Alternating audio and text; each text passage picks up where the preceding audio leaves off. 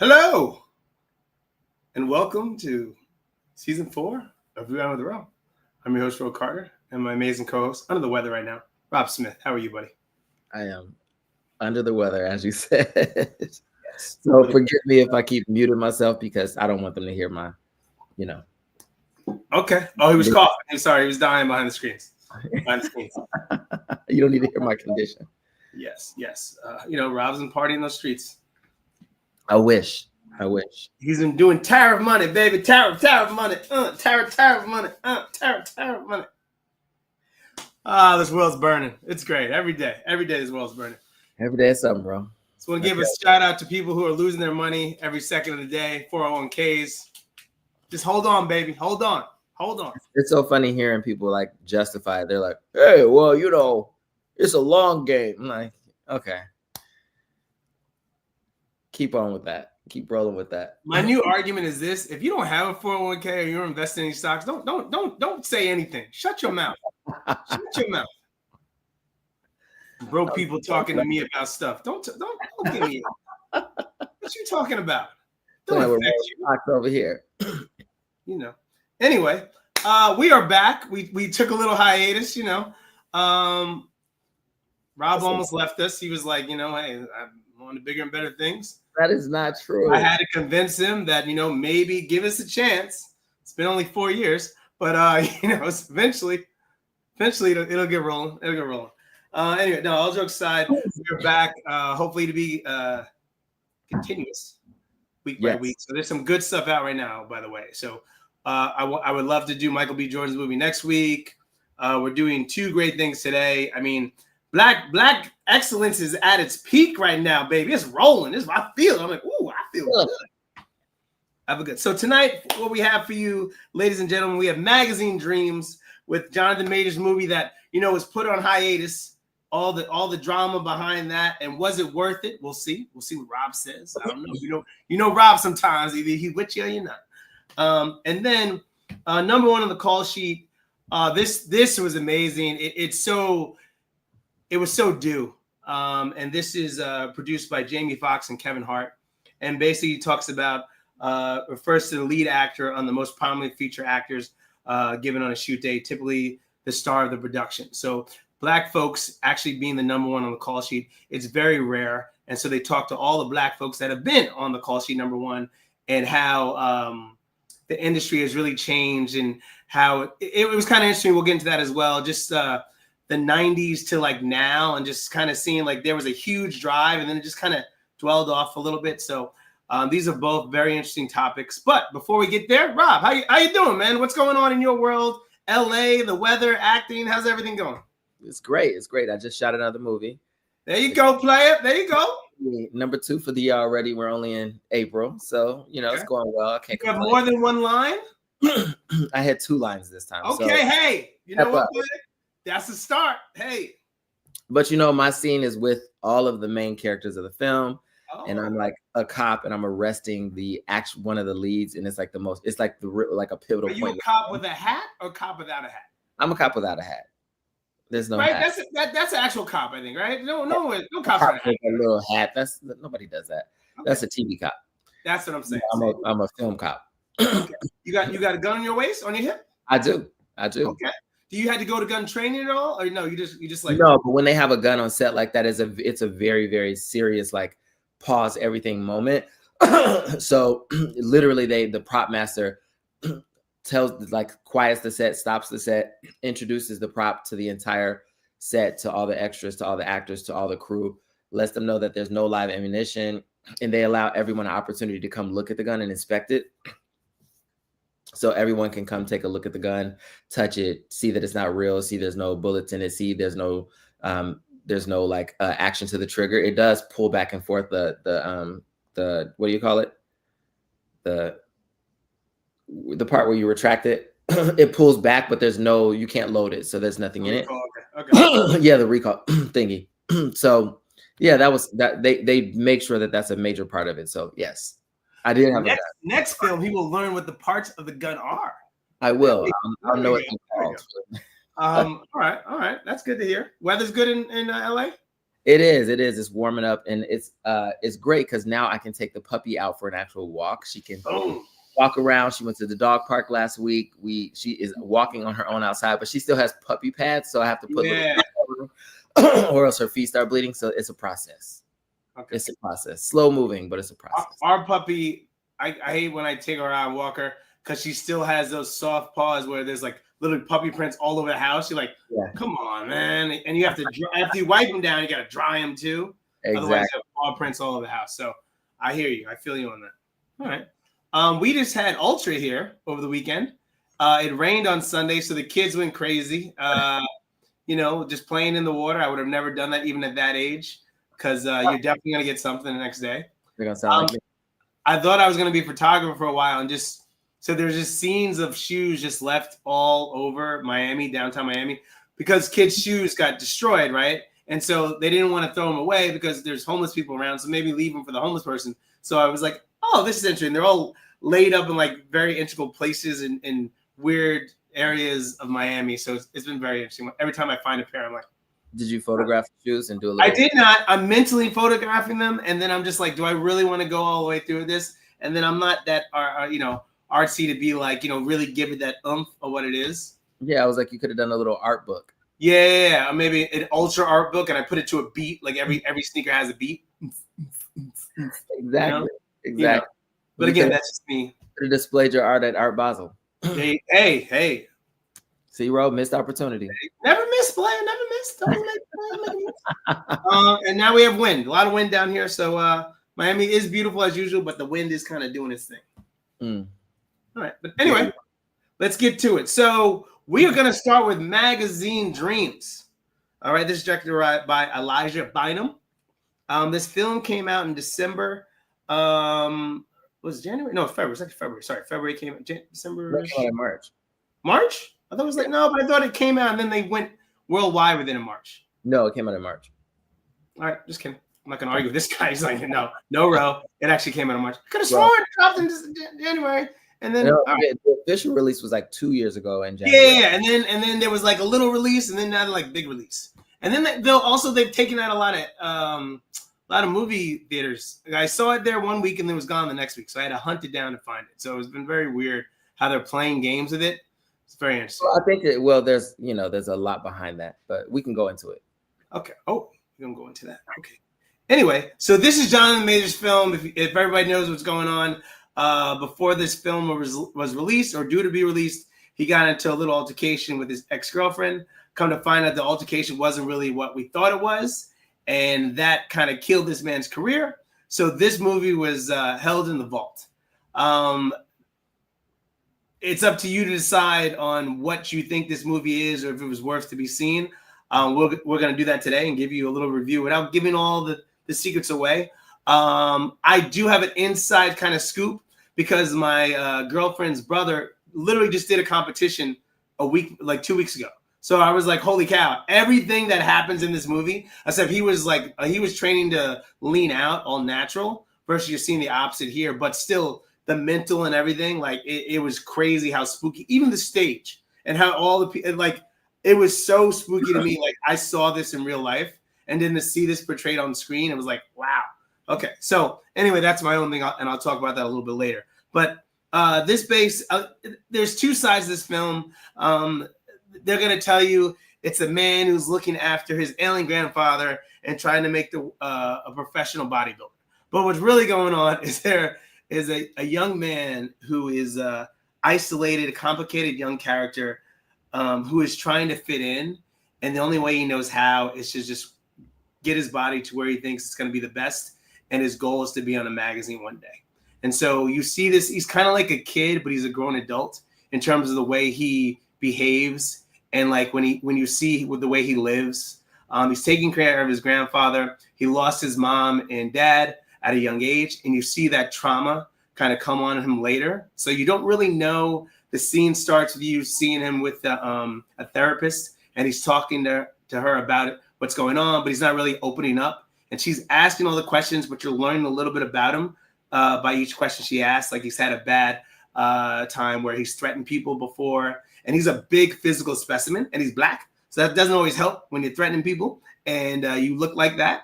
So it can be very scary, intimidating, but you kind of see him, you try to understand him when you see him, and you don't really want to take, what you're hearing her say, but kind of see how this character develops. I didn't know what I was going to see going into this movie. I really thought it was going to be something totally different than it was. But I really enjoyed this film. What did you think about it initially versus you hearing what it was going to be about versus what you saw on screen? Well, I have to say that first I want to give a little backstory, because I don't know if everybody knows that the film, like you mentioned, was originally at Sundance. It won a bidding war. Searchlight won the bidding war to pick up the rights of the film. That is how popular this film was at Sundance. And I have to say, I saw the film back then. I saw it a long time. Oh, really? Yes, I saw it way back when. Did you see it again for the show tonight? I know you're just going off your initial view. I did see it again. I saw it later, and so again, post all of the media drama, which I thought was ridiculous, and I've actually grown to know Jonathan. He's a wonderful person, because we honored him at the Impact Award for Hollywood Unlocked. He's a wonderful human being, and I did watch the film again. But when I initially watched the film, one of my first thoughts was that this was an Oscar worthy performance on his behalf. I thought it was an Oscar caliber film. In the vein of The Wrestler. I don't know if you remember The Wrestler. Yeah, I was thinking the exact same thing. Yep. Won all the Oscars. Very dark, very troubled. It's a much different story than The Wrestler. The Wrestler is a story that deals with more of the trauma of a person who can't let go of the past. This is more of a person whose obsession is blocking their path to human connection. Interestingly enough, I'm writing a film that has a similar theme to that. So for me, I say that this is hands down. If you're a enthusiast about writing, if you're an enthusiast about quality independent film, if you're an enthusiast about good filmmaking, this is one of those movies that needs to be watched. And I'm not just saying that again because I know him and I like him. I'm saying it because I really enjoyed this film. And not only was his performance to me impeccable, because he really embodied this character he really embodied killing, not only from the point of building his body to this place, but also just the inner workings of the character. I actually at first thought maybe I had this idea. I was like, is the character autistic? What? Because he has this element of this quirk where he's so inwardly focused, but he's very intelligent and he's very aware of everything. He remembers everything that he needs to do. He's very regimented. But I believe part of that is his obsession. So the obsession he has with wanting to be a figure on this magazine, it has driven him to a place where he's extremely obsessed with his passion for bodybuilding and his desire to get there and the people who have already done it. And it kind of isolates him from everyone else, which really built that character to me. So I thoroughly enjoyed this film. Everybody's really a supporting character in this, right? I mean, he really steals the scene.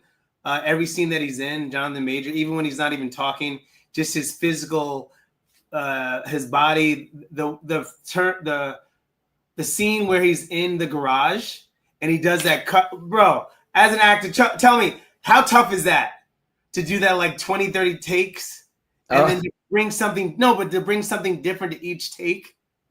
Yeah, not physically, but also it was just.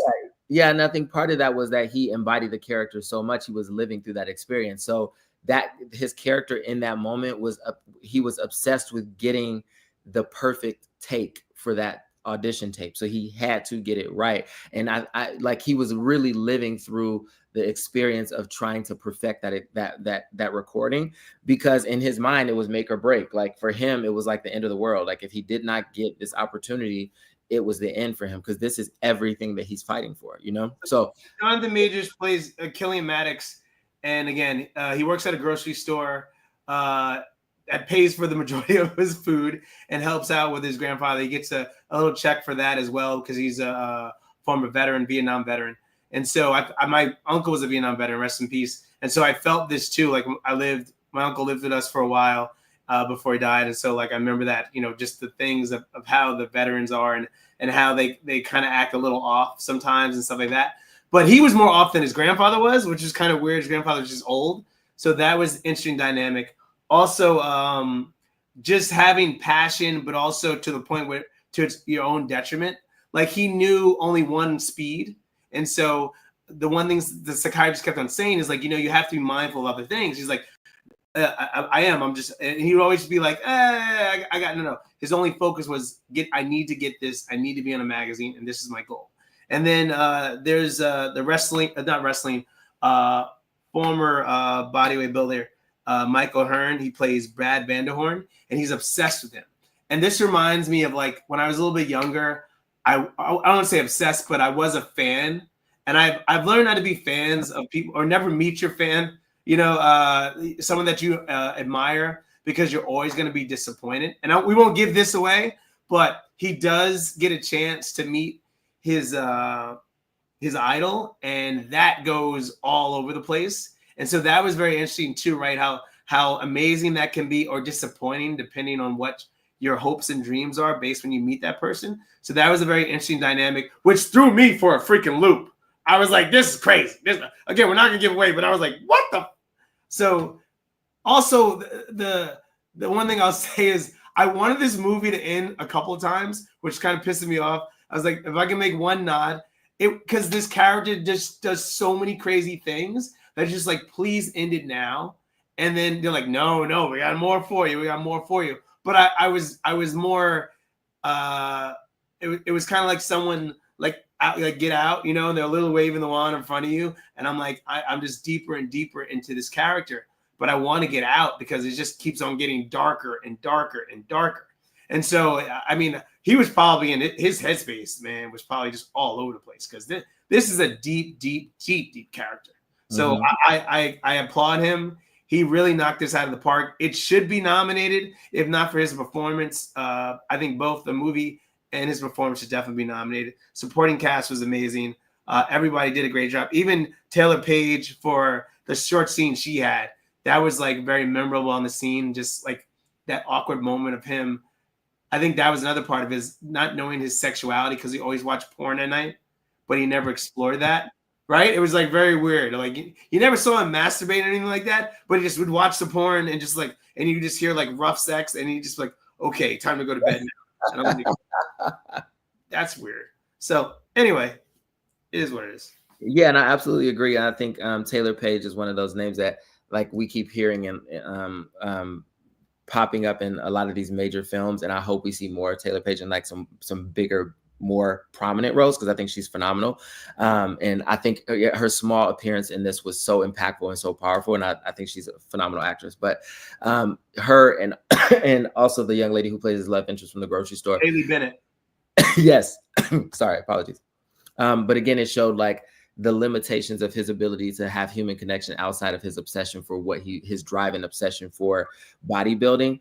His capacity to have human connection was very limited, because his entire focus and the breadth of everything that he does on a daily basis was consumed with his attempt to be on the cover of this magazine, to be the biggest bodybuilder in the world. So again, I think it was phenomenal writing. I thought it was extremely well performed, and I hope more people go out to support the film.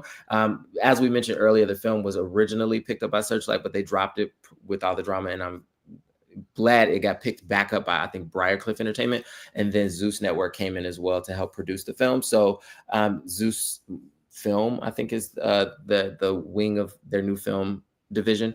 But yeah, so I'm super excited. I hope the film gets a lot more attention. I hope it gets some kind of nomination. I hope he gets some kind of nomination for it, because I just think it was such a great performance on his part, and a great story. Yeah, and I mentioned a little bit earlier, but I went to an actual competition. And so when you see the work that these guys put into their bodies, listen, the flexing poses and you're doing all that stuff, you know how much energy that takes out of you? Like little things I appreciate so much. I would advise anybody, if you've never seen a competition, go to one once in your life, and you'll really see like what it's all about and what these guys and women put their bodies through. And just for like, 15 minutes of fame, and just to get your card. And so there was one competition, he placed 6. Like my girlfriend's brother, he actually won.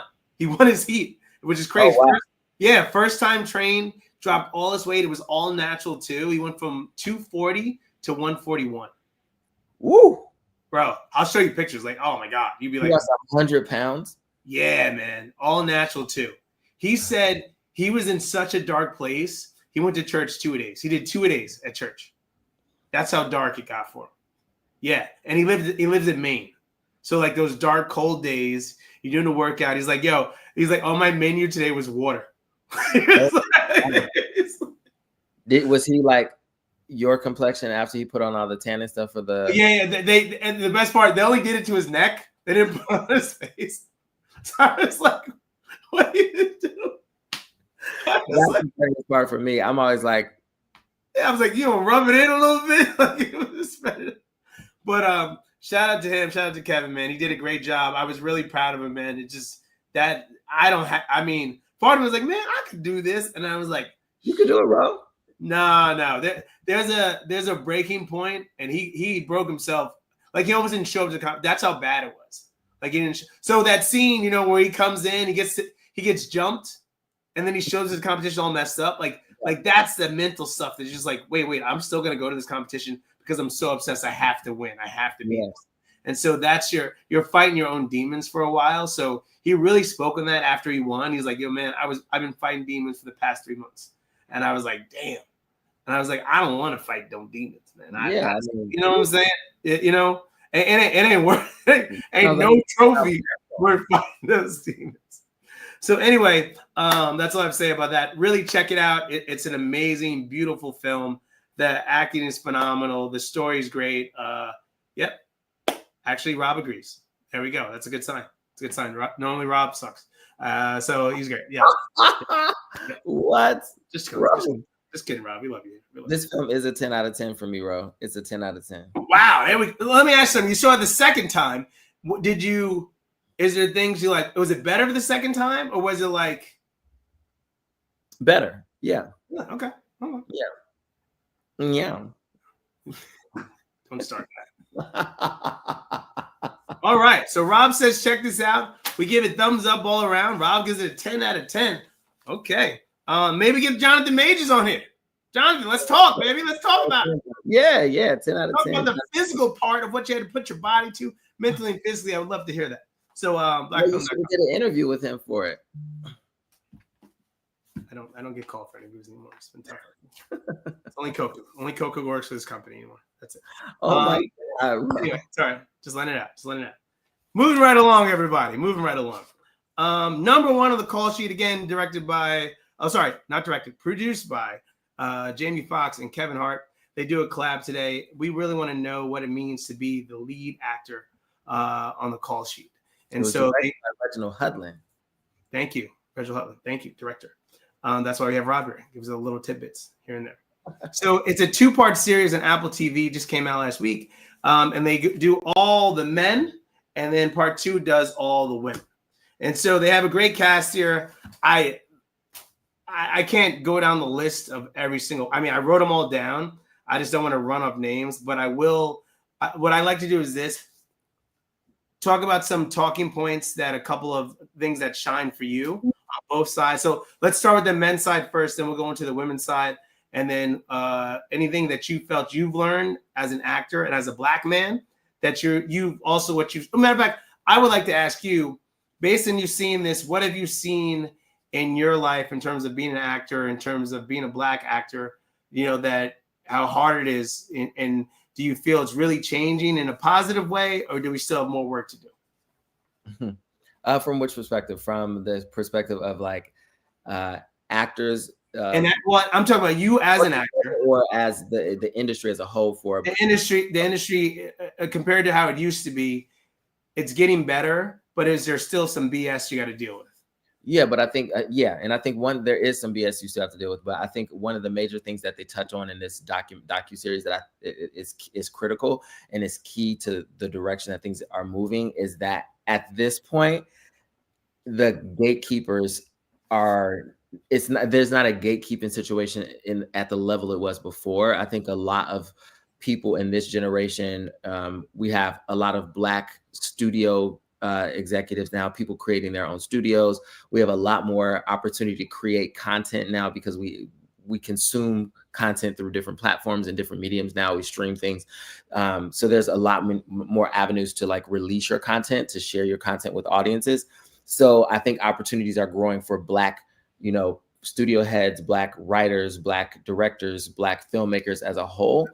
So it feels like the landscape is a little bit bigger and there's more opportunity in that from that perspective. One of the things they talk about, and yes, I'm not, you know, at the level of anyone on that screen. I do know a few of them, and I'm lucky enough to know a few of them and have relationships with them.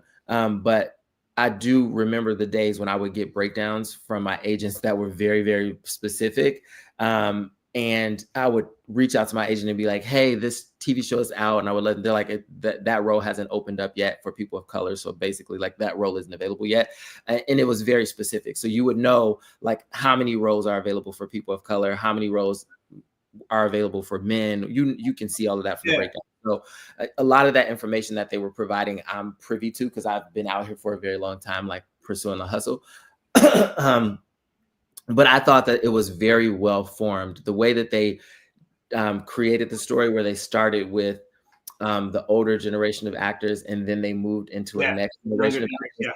And that generation of actors were influenced by the actors who they had already spoken to prior. And then they moved into another generation of actors, and those were inspired by the ones who were in the middle. So I thought it was great to kind of hear that through line in both, from the male side to the female side. You kind of saw that trajectory of people's careers where they were like, I was inspired by Sidney Poitier, and then it was like, I was inspired by Denzel Washington. And then you kind of saw like all of the journey of all of these people's careers, starting with, you know, those who we've lost to those who we've idolized as icons to those who are like kind of coming into the fold now as rising stars. So it was a really beautiful journey from that perspective.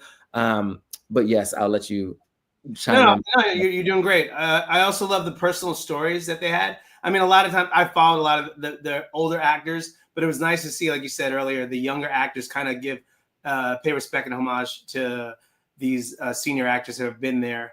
Love Denzel saying, you know, when he saw Black Panther, you know, it moved him. You know, he felt great that the torch has been the baton has been passed. You know, he feels we're in good hands. And so I think that's for anybody. Like Sidney Poitier, when he sees Denzel, he's like, you know what, I'm okay.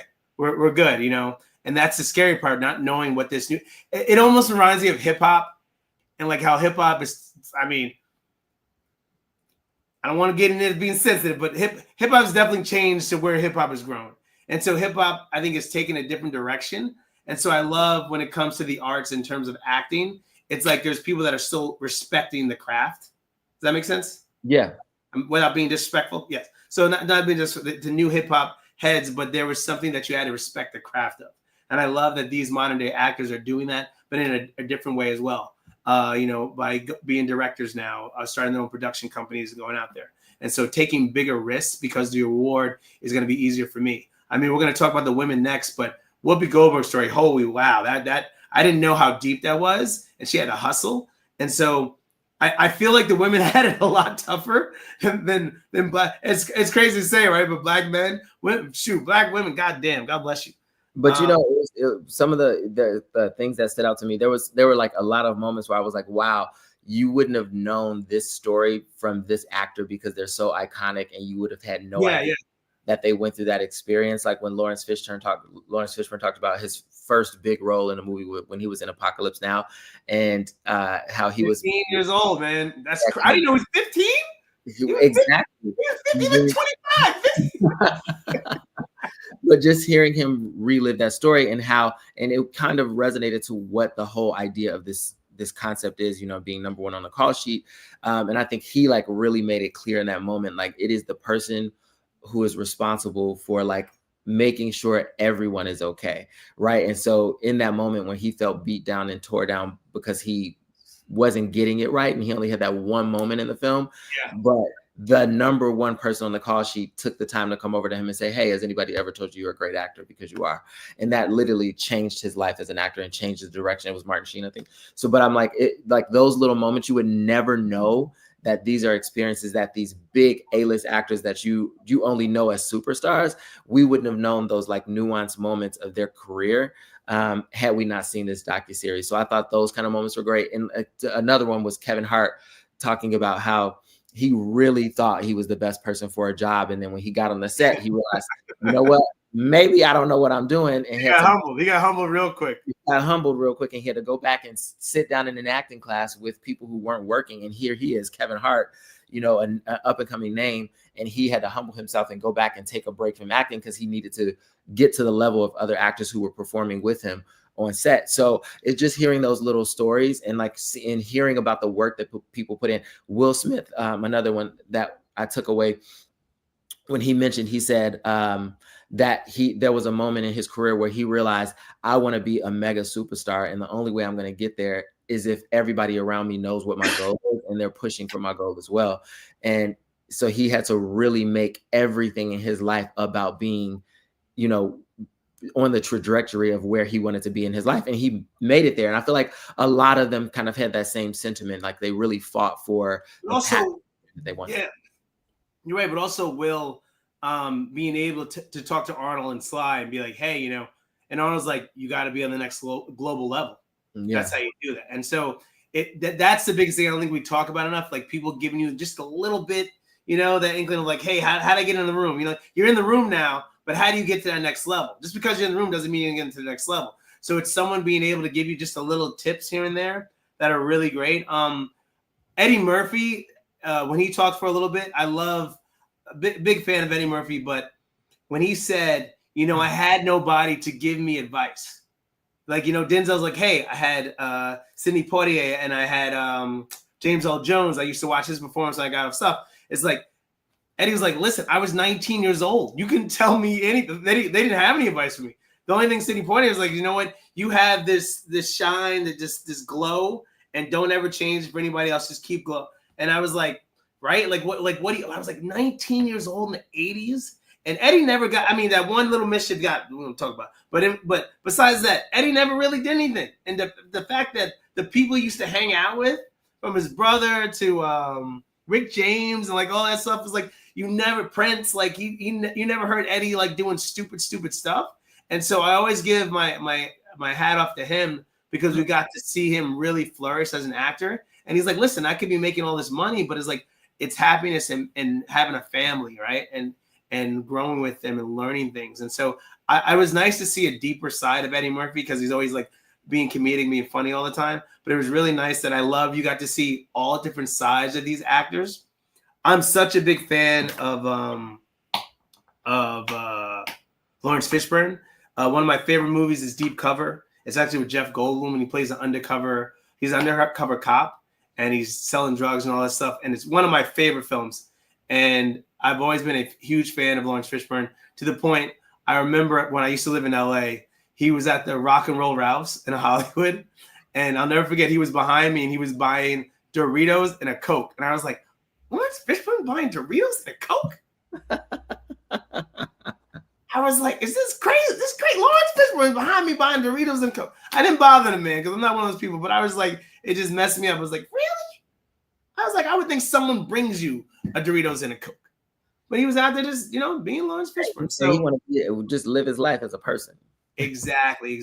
So I love the intimate stories of all these actors, especially the young cast of Black Panther, and how that movie just that movie changed everything for Black people, especially in acting.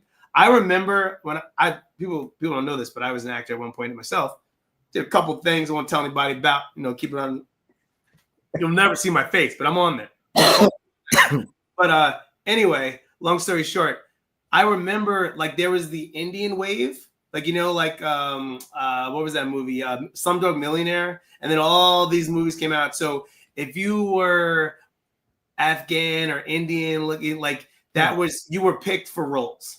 And then when I left Hollywood, that's when Black Panther came out and all these roles started opening up and flooding the market. I don't know if you felt that when you were acting, like when a movie like that hits, you feel it everywhere.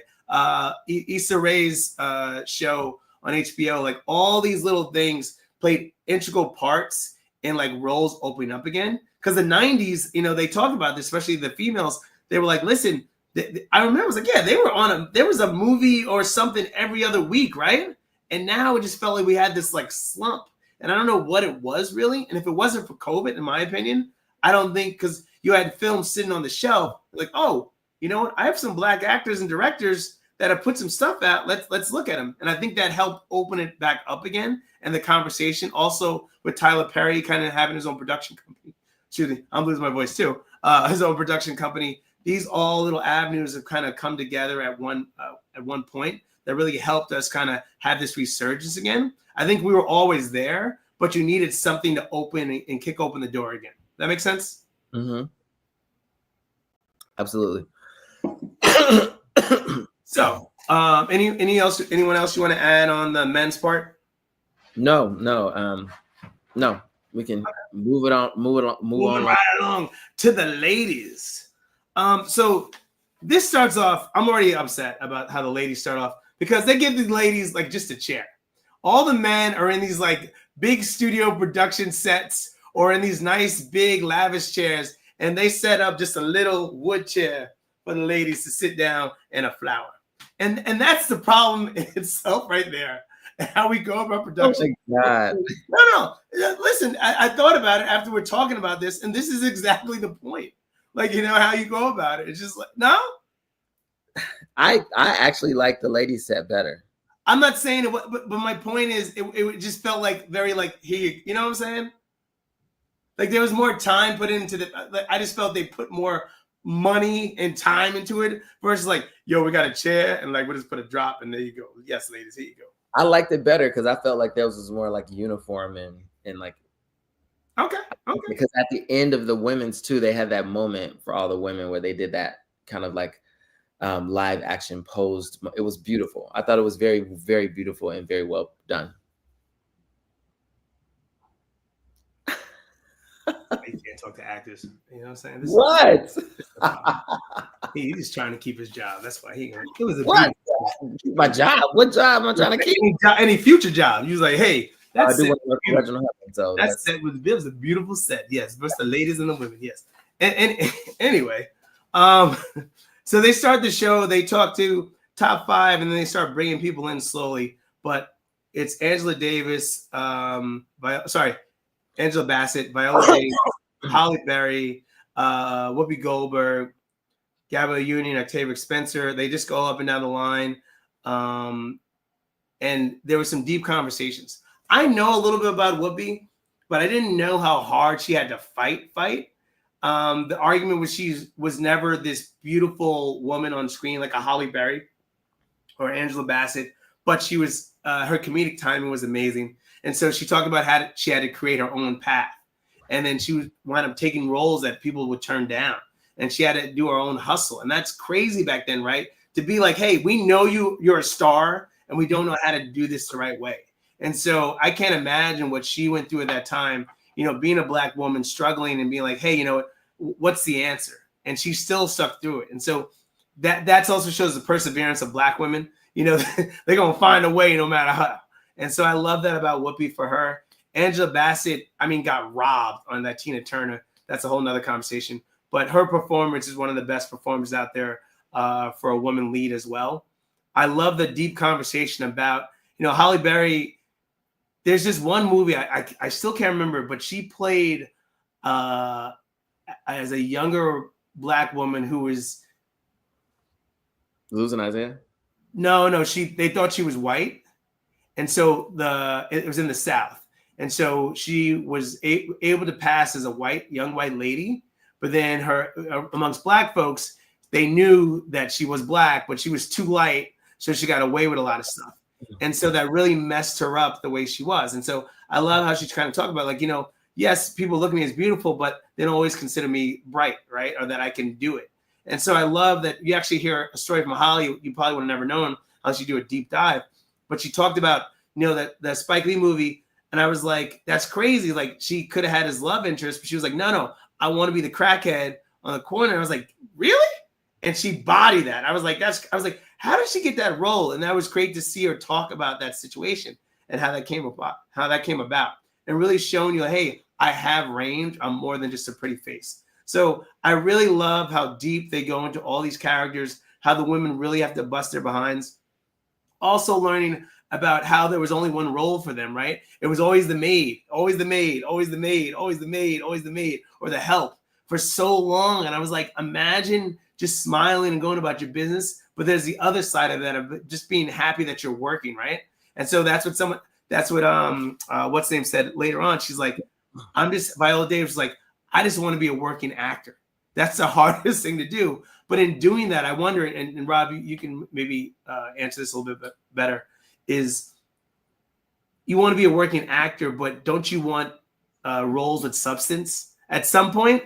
Or is it just because it was a time, you're like, you know what, I'll just take work to take work? So that was very interesting to know. It's kind of like when someone say, would you want to grow up in slave times? Like, no, I wouldn't be a slave. I'd be smacking people upside the head. I was like, would you? Or would you just go with what the flow of what it is? So that's a deep question I asked myself when she mentioned that. I was like, oh yeah, if I'm still getting paid and I can live my life, I should be happy, right? But I think as an actor, right, at some point, like, you know what, I want something meaningful. I want to really show the art or the craft. And so that was a very interesting point. What do you think about that? Yeah, a couple of things. First, I think this episode was directed by Shola Lynch, so they had a female director for this one. Reginald Hudlin directed the one for that was about the male actors. Two, the thing I loved most about the female portion of it was they really did start with one. They did the same journey again. I think they took the same path where they started with, you know, a generation of actors that were inspired by actors who aren't here. Then they kind of going to the next generation of actors, and they were inspired by the actors we consider icons, and then they moved on to this new era of actors who are now inspired by the generation that was kind of framed by the first two. The through line for it, like you kind of touched on, was really that Black women as a whole have never been perceived as a typical beauty. So even the most beautiful, stereotypically beautiful African-American woman in Hollywood is still not beautiful enough to be the lead of a film, or was not considered beautiful enough to be like the love interest or lead in a film in that way. And they talked about it. We hear it from every perspective, especially the perspective from, like you said, an actress like a Whoopi Goldberg or an Alfre Woodard, who was told, "Oh, you know, that we're looking for somebody who's attractive. You look." I think she said that they would say, "Oh, you don't look African American." Yeah. That was what they would kind of say to her. And then even to hear Gabrielle Union, you know, talk about, you know, how she was pretty, but not too pretty to overshadow the blonde pretty who was the lead. Yeah. So she was the comfortable. Which I think in two of those movies she was. So that's a whole nother. I'm like she was pretty enough to be like the comfortable best friend. Yeah. I think we kind of, as we took the journey of hearing their stories, a lot of them would say, yeah, you know, as I progressed in my career, then it became, oh, you know what, now you can play the best friend of the lead because you made it to the next pinnacle of your career. So now you've made it from, as Octavia Spencer, you know, like you said, they were kind of pigeonholed into one role. She was like, I played a nurse in every role. She was like, she was like so good at being a nurse. She knew more about being a nurse than if she had to go to school for it, because she was always a nurse. She's a nurse and everything. And then they, you know, make it to the next level of their career, and then they become the best friend to the white lead. So that's kind of like where they position you after that. And then we started to see like this movement in the 90s of like Black cinema in a way that was like empowered, where we saw Black love. And that's kind of where we started to see like the Nia Longs and the Angela Bassett's and those breakout people. But I loved that we got to also hear from people who grew up in the industry as children in that era, because I know I was really influenced by the Megan Goods and the Journey Smolletts of when I saw Eve's Bayou. That was one of the films that really like had me glued to the TV. Eve's Bayou, Boomerang, anything by Eddie Murphy back in the day. What's Love Got to Do with It? I think I watched that movie so many times. I can quote every line in that movie word for word, that in Boomerang. So, you know, those are films that I think were like pinnacle in the Black experience. And then we kind of saw that movement of like Black film when we got into like How Stella Got Her Groove Back. And so saw Black excellence on screen, and they told you it couldn't be, you know, you can't be positive work environments. You know, you got to be a drug dealer, you got to be a crackhead, you got to be selling, you know, you got to be the help. So it was nice to see roles. We actually do have jobs. You know, we are in corporate businesses. We do these type of things. We can be doctors. We can be, you know, it's like all those things. So that's, and it's crazy to me, like how that just died down, right? It's like the 90s, it was exploding. And then they said, like, we got to stop. Someone said, we got to stop this. There's been too much positive stuff out there. Let's just end it. I think we kind of saw that simultaneously, we kind of saw that shift in music too, because in that time we had like a boom of like really positive Black music with like the neo soul movement. It was kind of that same era where we saw those movies like Love Jones, Poetic Justice, Soul Food. We kind of saw all of that booming with that same era of like neo soul and that movement in hip hop. Yeah, and I think there was a little bit of a shift. I don't know why, but you know, here we are. When's that documentary gonna come out? I don't know, Ro. Maybe you should spearhead Right? that. I'm like, is someone gonna be honest with this one day, like in a black shadow, be like, this is how I ruined it for Black folks, you know? and I took it all away. I was like, we need more of this.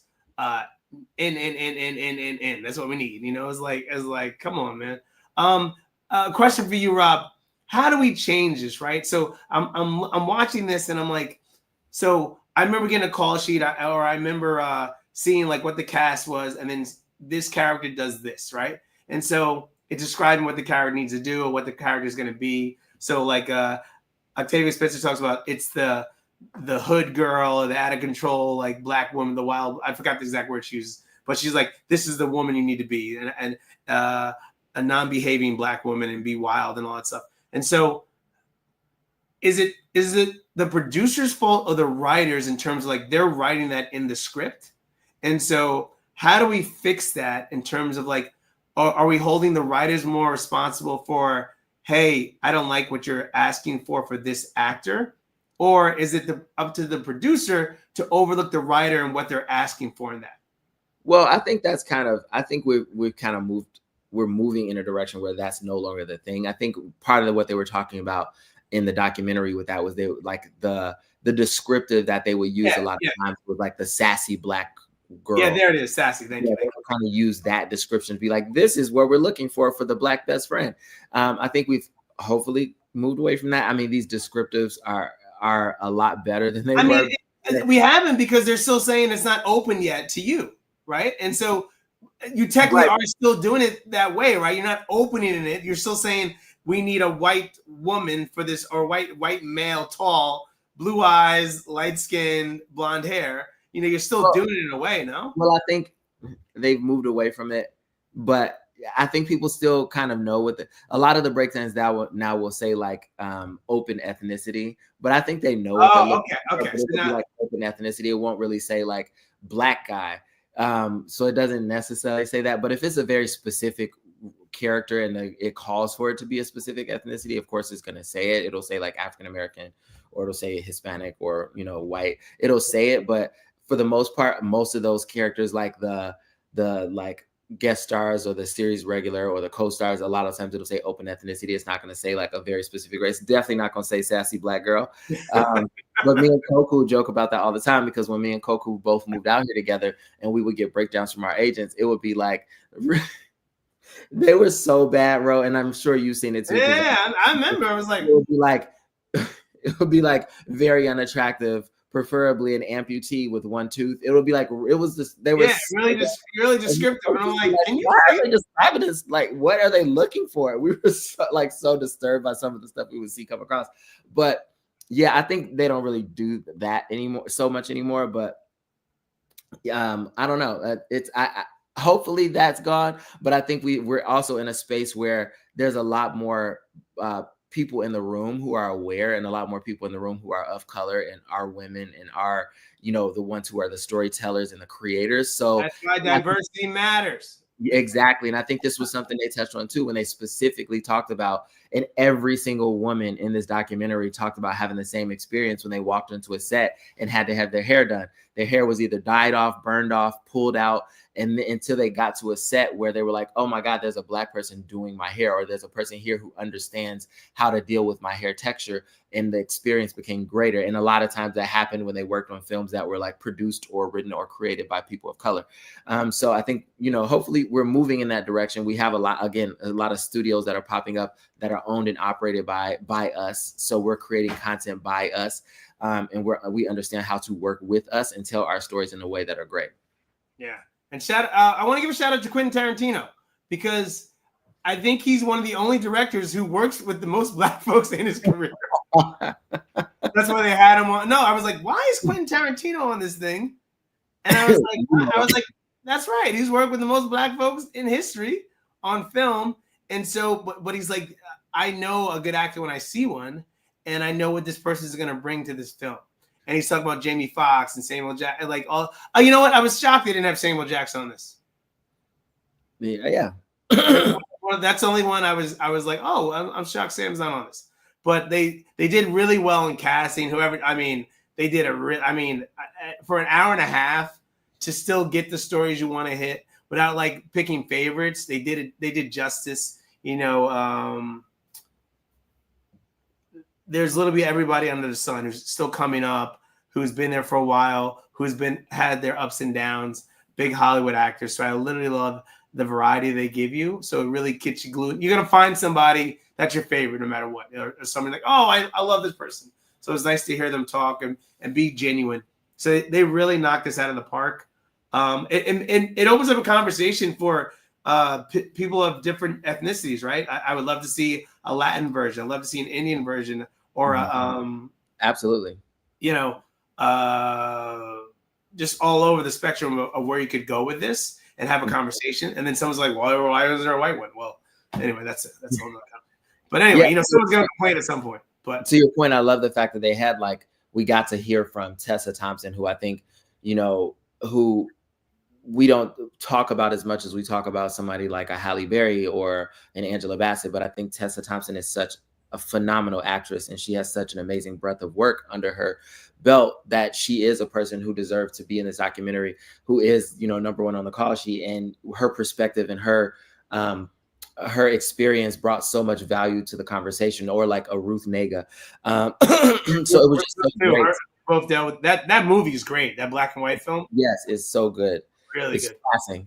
I just thought the diversity of the talent that they brought on, but again, hearing the story of how Whoopi Goldberg literally would go to the studios and be like, well, I don't want to make this movie, so I'll do it. And then every single movie that, a big name actress turned down who was white, who they were planning to cast as a white person, but that person dropped out of the movie, so they had to stop the production. And then they cast Whoopi in it. Those were all the biggest hits of her career. So it's just, it's motivating and inspiring to hear the drive and dedication that a lot of these people had to make their careers happen. So a lot of times we don't understand how much work and how much grit and fight and blood and sweat and tears went into these people building their careers, and hearing from them in this way was really inspiring and really motivating. And you really do get to experience it in a way that we never have before. So that's why I think this documentary is so powerful. Yeah, it was like being a fly on the wall, right? And you heard all the intimate stories of Hollywood, of Black Hollywood. And what I love to add on to Whoopi is when she told about the story, like of all movies, right? If you were to say this one was definitely Whoopi was cast for this, she wasn't cast for Ghost. Are you kidding me? Right, exactly. That was like it was like Patrick Swayze saw my acting, and he was like, "She's in this," and I was like, "Are you kidding me? Are you kidding me?" And Sister Act, the fact that made the movie, and so, oh my god, yes, Sister Act. I was like, get the hell out of here! For a white woman, it was not really. Bro, that was two of her most iconic roles of all time. Like, I remember I was showing my girlfriend these films. She's a little bit younger, so she hasn't seen certain films. And I was showing her Ghost. She's like, "What is this film?" And I was like, "Wait until you see Molly." You and yeah. She was like, "Oh my god, Whoopi's amazing." I was like, I told you. It was one of those things. Who's the girl in that? The actress. What's her name? Demi Moore. Yeah, Demi Moore. So I put her under Demi Moore, and I remember the first film I gave her was Indecent Proposal, and I was like, "You're gonna love." So it's gonna hurt you, and then I was like, "Then I'm gonna give you Ghost afterwards." And she was like, "Oh my god, I love Demi Moore." But then she saw it was like, "Is that Whoopi Goldberg?" I was like, "Yeah, that's Whoopi Goldberg." And I was like, "Wait, she's gonna steal this movie. Wait for it. She's gonna steal this movie." And she stole that movie. She stole that movie, and it was just, it's so beautiful to see when we're given a chance. I'll never forget.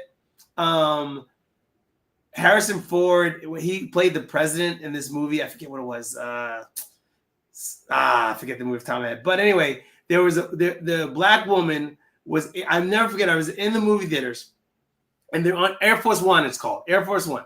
So the plane gets hijacked, and he supposedly he leaves the plane in a special cockpit, but he winds up staying on the plane because his kid and his wife are on it.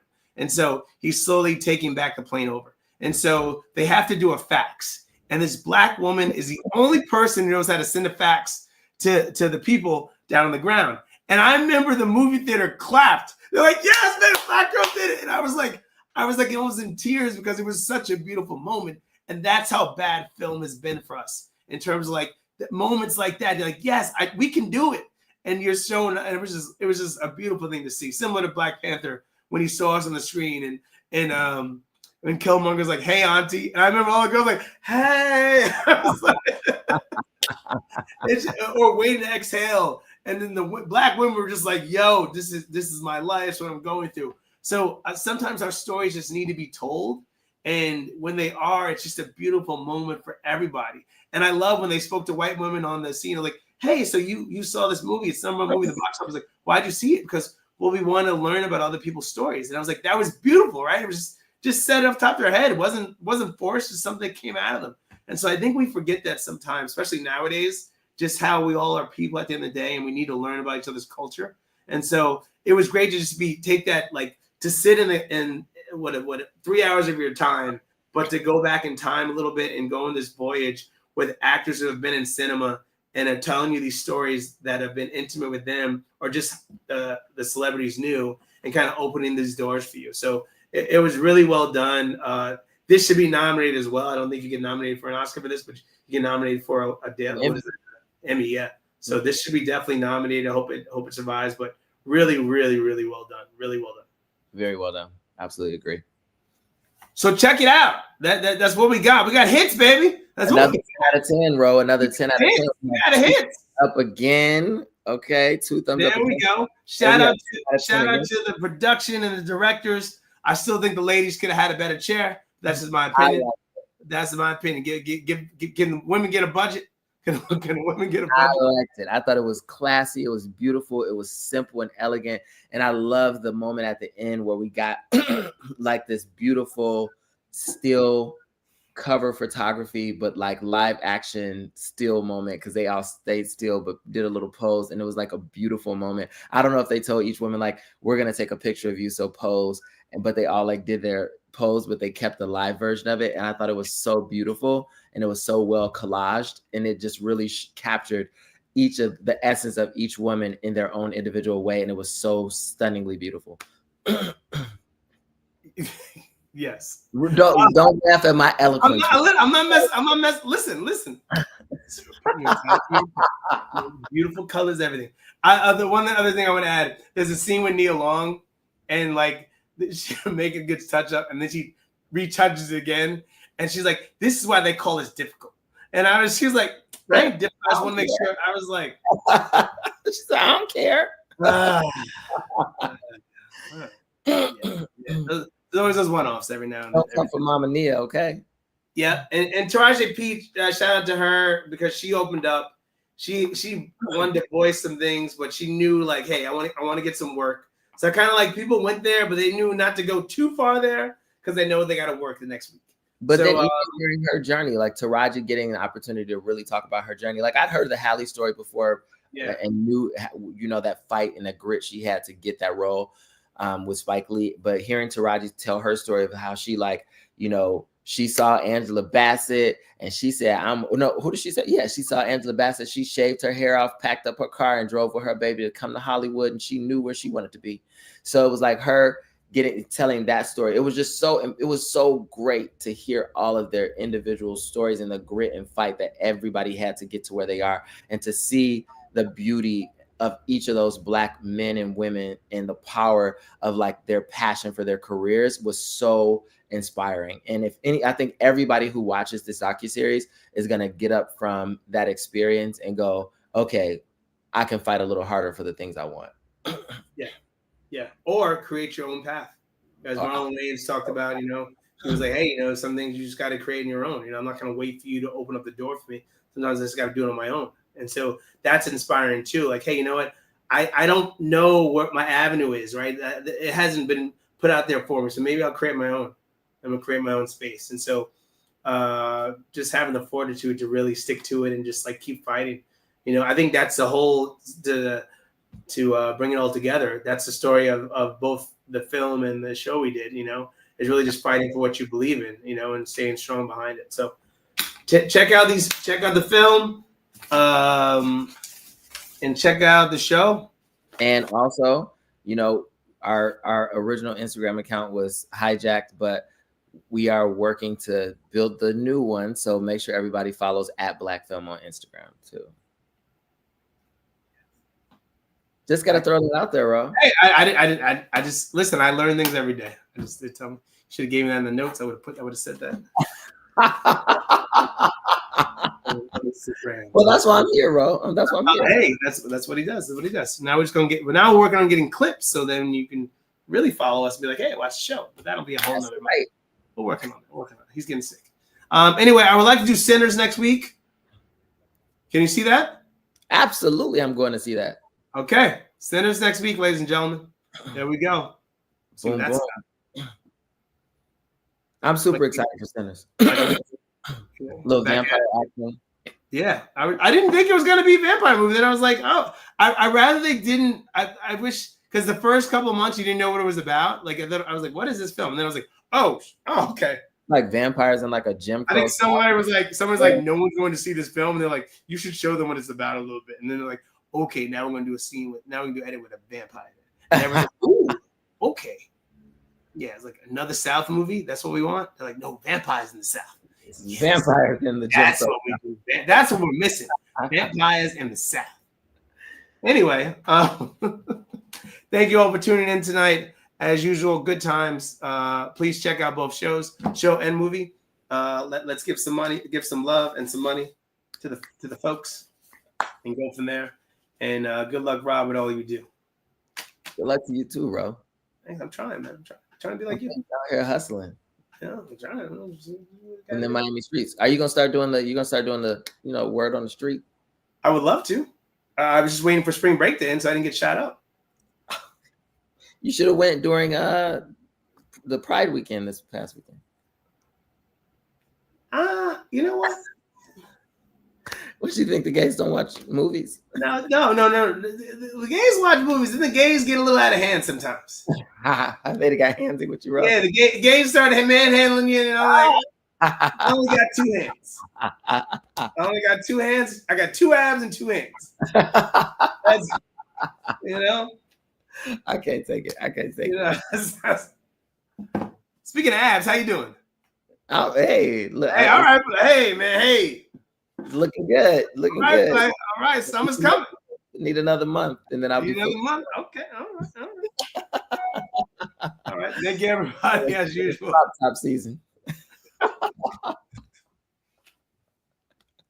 We need a black film crop top. Yes. This is for Rob. Yeah, just black film. Yes. Oh God. All right, man. All right. See you next week, brother. Thank you. I'm gonna say my film's up here. Ooh. Okay. All right. My film's up here. Oh God. Okay. All right. That's the medicine kicking in now. That's a cough medicine kicking. All right. Thank you, everybody. Have a good night before we get banned. Oh, what?